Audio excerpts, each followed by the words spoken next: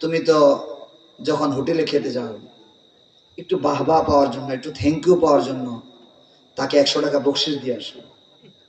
শুধুমাত্র 2 minute 3 minute 5 minute তোমার কি চা খাওয়াইছে, তার একটু ভালোবাসা পাওয়ার জন্য, থ্যাংক ইউ পাওয়ার জন্য তুমি তার বকশিশ দিয়ে আসো।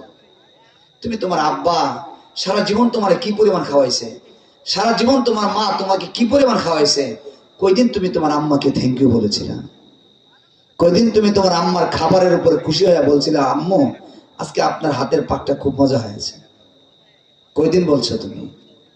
একদিন আসবে তুমি সারা জীবন যে মা চাইছে তুমি প্রাইভেট কারের মালিক হও, তুমি বড় হও, তুমি ইন্ডাস্ট্রির মালিক হও, তুমি অনেক কিছু হও, তোমার জন্য যে মা বাবা সারা জীবন এই কামনা করেছে, তুমি একদিন হয়তো হয়ে যাইবা, কিন্তু পরবর্তীতে যখন হয়ে যাইবা তুমি তখন আব্বাকে আম্মাকে থ্যাংক ইউ বলার আর সুযোগ পেতে না।